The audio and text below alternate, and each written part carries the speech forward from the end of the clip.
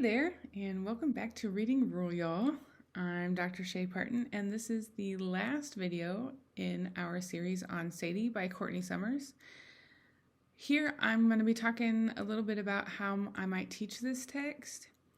And before I do that, I just wanted to let y'all know that I feel I'd be remiss if I didn't at least mention that before teaching this text, you should probably consider the climate of your school and your students when it comes to reading texts about sexual assault and abuse and sort of the darker themes in life. There is a darkness to this text that I think is important and that should be discussed and encountered and should have a place in school spaces. But I do know and recognize the reality that there are certain environments in which those texts are really hard to teach, especially as a whole class text. So I just wanted to let you know that. You know your community and students obviously better than I do. So, maybe in your situation, this text is better suited for book club where students have a choice, or an independent reading unit where, again, readers have choice rather than a whole group text. It's an excellent book, and I recommend it to everyone I know, but I don't want to pretend that there aren't real-world factors that make teaching a text like this potentially difficult. Even now in a town near me, Lori Holtz Anderson's Speak was recently challenged and banned, and it's like classic and so good. So I just wanted to sort of throw that out there and let y'all know that that is an aspect to this text. Before I talk about how I might teach it. So the rich descriptions of place in this text lend itself well to arts integration approaches.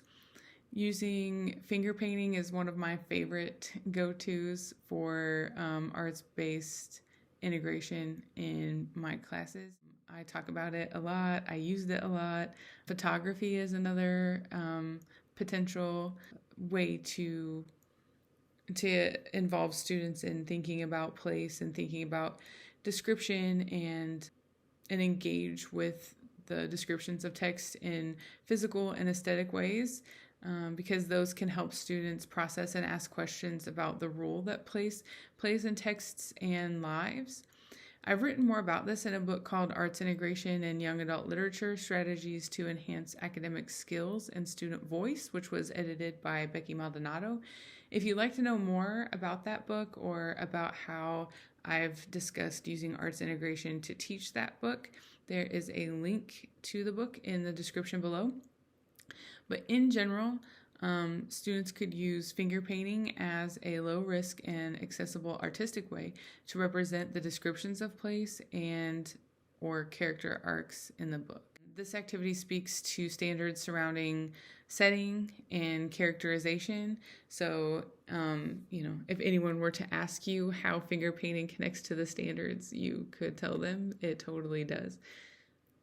Finger painting, I love because we associate it, I think, with younger folks, and so it helps students in older grades connect to sort of their inner child and the creativity that their inner child was allowed to have in earlier stages of their education.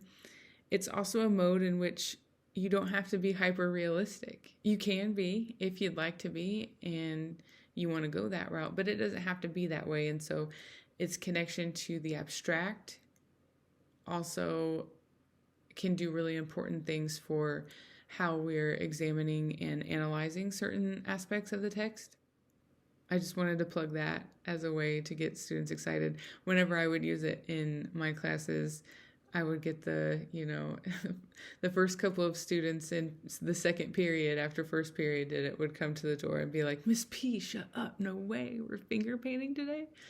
And they would be and they turned out such amazing work and did some really, really deep thinking as a part of using that strategy.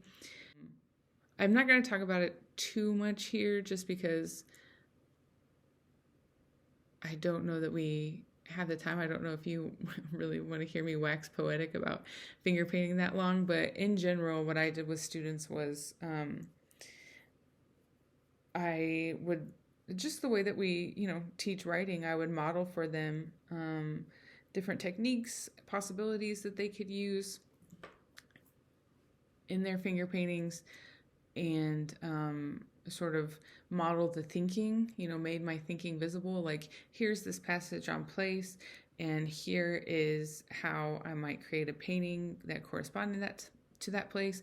And then I would sort of read how the two connected to one another so that students could see my thinking and how I was making meaning of either the character description or the emotion that a character is experiencing or the description of place. They can also use photography to take pictures of their own places and use the descriptions in Sadie as mentor texts to write their own descriptions of their own town in ways that highlight the complexity and the tensions between things that they think are really awesome about where they come from and also things that they have a desire to change. This activity is obviously super connected to writing standards as well as reading standards. So, they're investigating the way writing is crafted in order to craft their own writing. And so I think that is a really good pairing.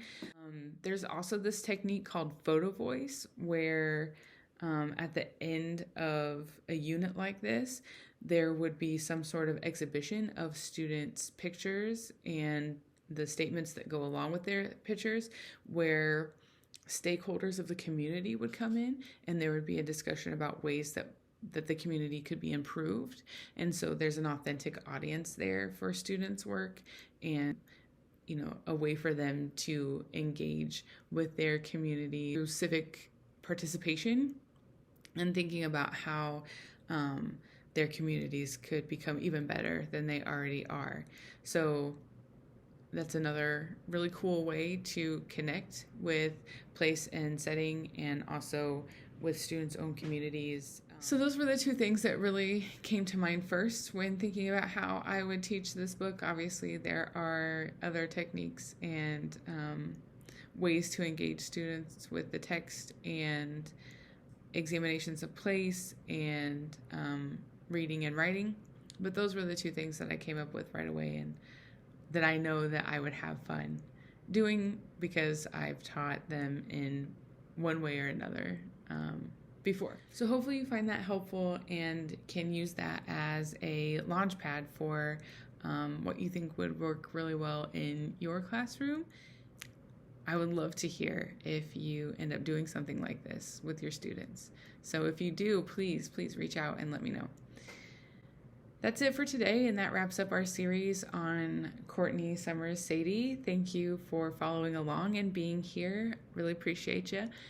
If you're interested in learning more about or finding support for teaching rural YA literature like Sadie, please check out my website, Literacy in Place. There's a link in the description below.